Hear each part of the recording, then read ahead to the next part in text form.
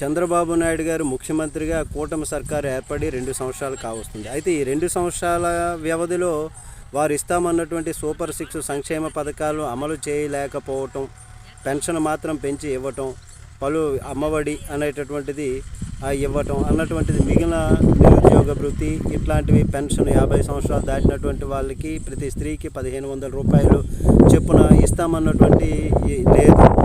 పైగా ఉన్నత చదువులు చదువుకున్నటువంటి విద్యార్థులకు ఫీజు రింబర్స్మెంటు 7,500 కోట్ల రూపాయల వరకు కూడా బకాయిలు ఏర్పడింది.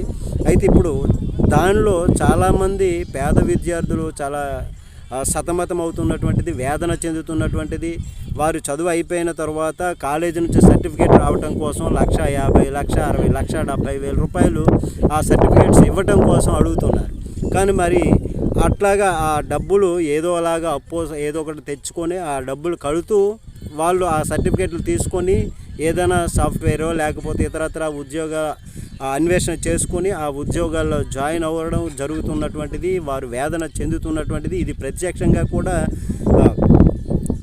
దాని బాధితులు, ఈ ఫీజు రింబర్స్మెంట్కి సంబంధించినటువంటి బాధితులు ఆ ప్రస్తావన చేయటం కూడా జరుగుతున్నటువంటిది. ప్రభుత్వం ఇప్పటికైనా దీనిపైన గమనించి ఫీజు రింబర్స్మెంటు త్వరలోనే ఇట్లాంటి బ్యాలెన్స్ ఉన్నటువంటి వాటిని క్లియర్ చేయాలని ప్రజలు భావిస్తున్నారు. మీరైతే ఏమంటారు?